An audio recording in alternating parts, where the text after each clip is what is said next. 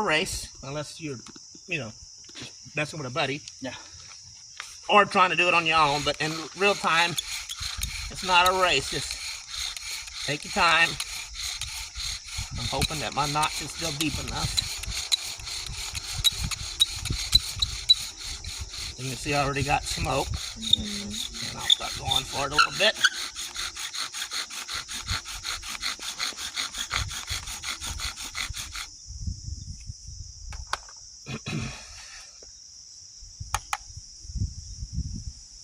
And you have an ember.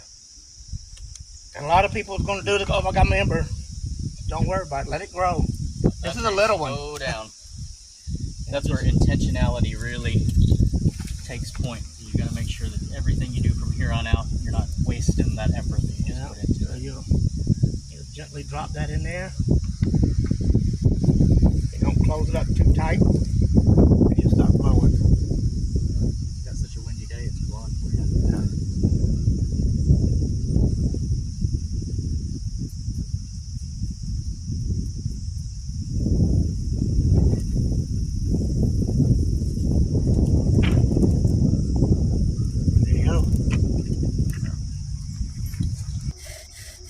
Right at this first part here, I'm not going for an ember.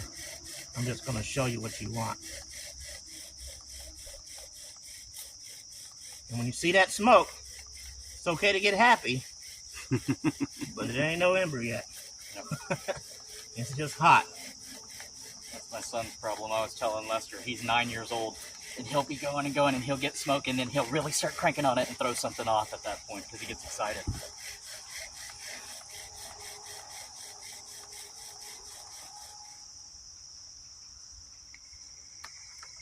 I think I got an ember without trying to get an ember. I think you did. What you want is to get that dust building up. Because without that dust, you're not going to get an ember. That's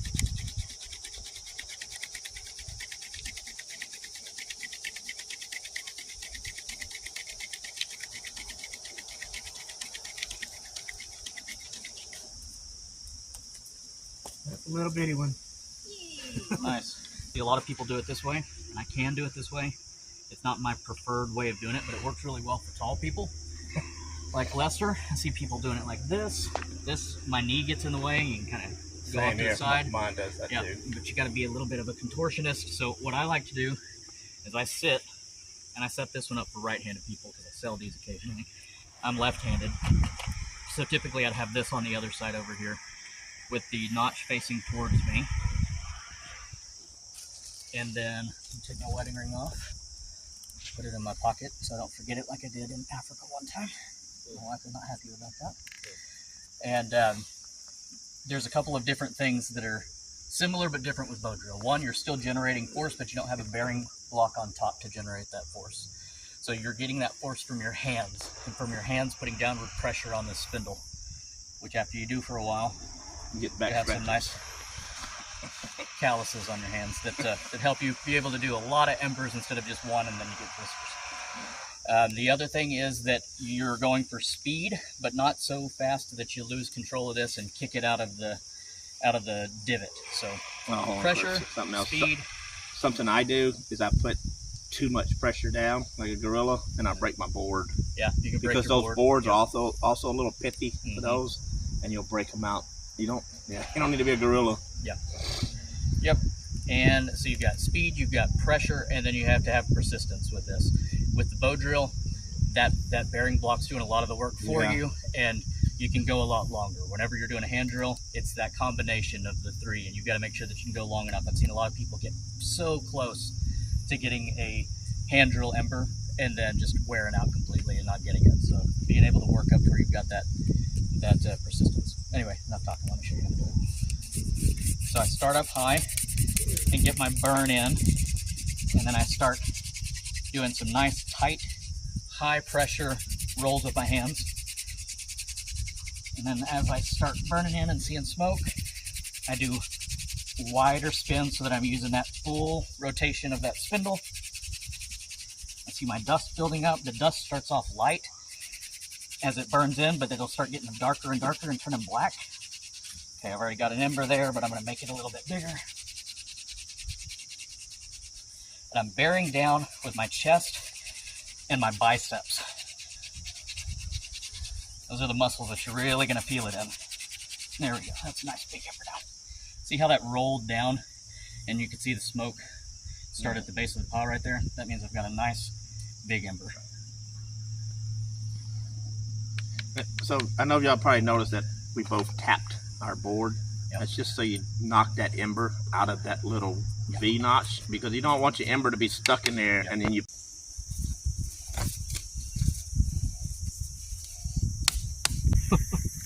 Three stakes and a pole. No strings, no nothing. I'll give you a fully enclosed shelter. But you're going to have to deal with condensation if it's...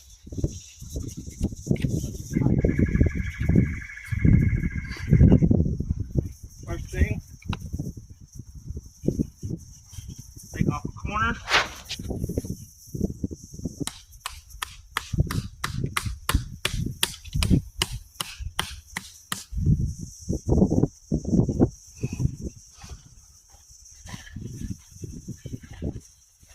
Pull the other corner nice and tight.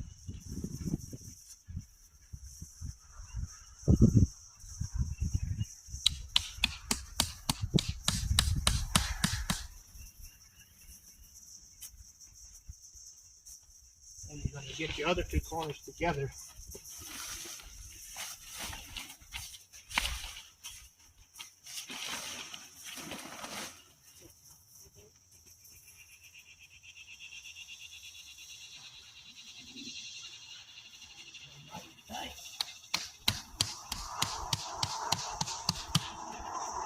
And this can be trekking pole or stick with a stock on it, or anything that's not going to poke through your top. And I'm going right here to that center tie out.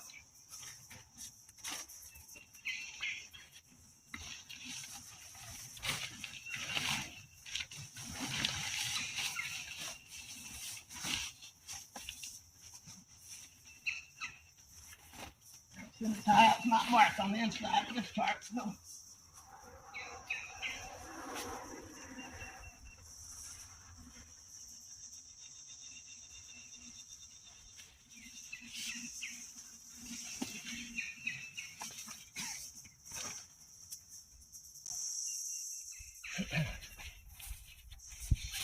And you can actually stake this down from the inside if you need it to. Nice.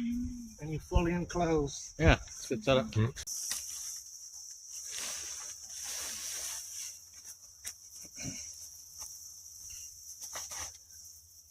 And we want to face the water, so let's start right here.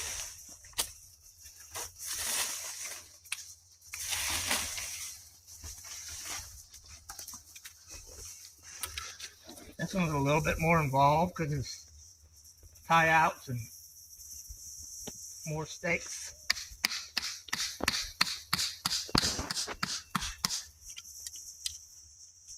So one in the corner, one in the center. This is also making your ground sheet.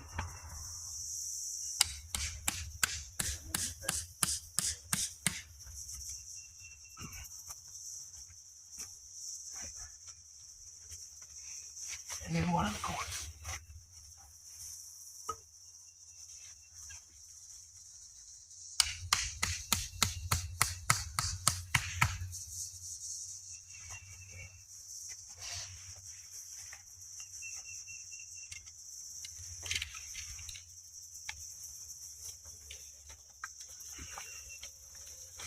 Take this corner. This one usually has to get adjusted. But you're going to go a couple feet from here. Take it out.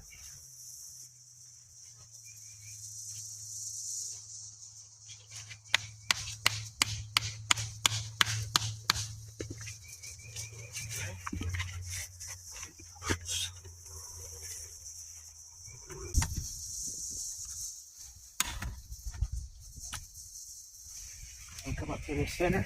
This is the center one because it has the line in it.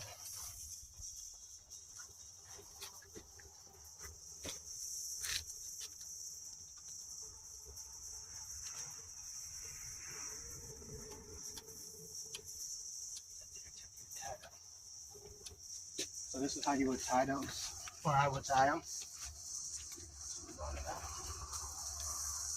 You can just make an overhand loop. It doesn't have to be a bow one. Just however you want to tie it. Just something that slip over that. Put that there. Take me a tent stake. Then I do that same thing. I make that Marlin spike hitch.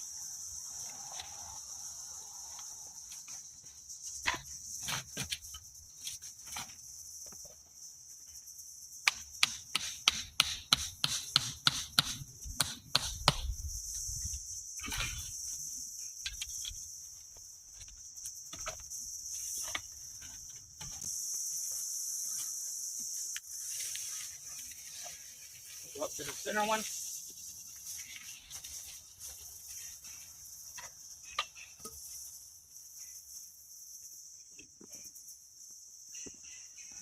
Inner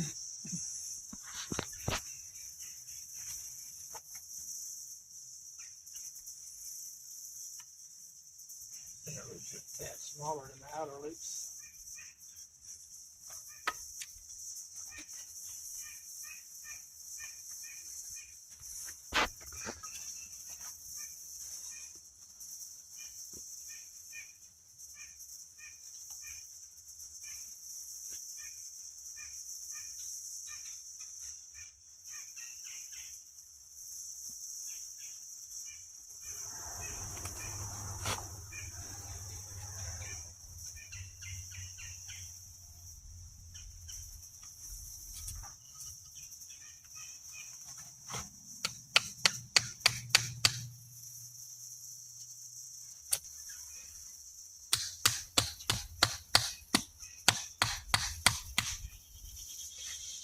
There's the shot.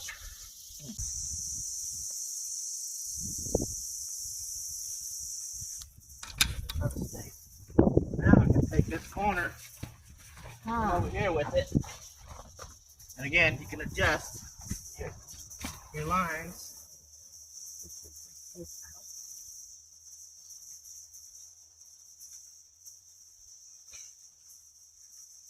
You have that. If you look.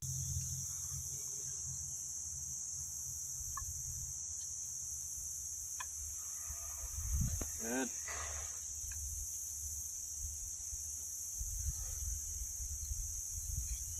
Okay, you can blow with a little more force now. Yeah. Good job. We got fire. Awesome. Awesome. Thank you You guys. can dump No it problem. right behind you in the That's all fire you. pit. Just don't. The antler on the end of it. Mm-hmm.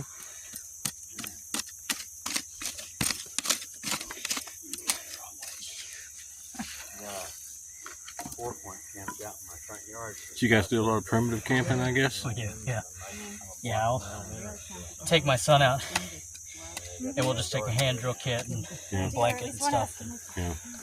Any place particular y'all like to go? Well, we're lucky. We're blessed. Yeah, y'all are both down by We're in Fort Smith. I'm in Fort Smith, Yeah. but my father-in-law owns 200 acres Yeah.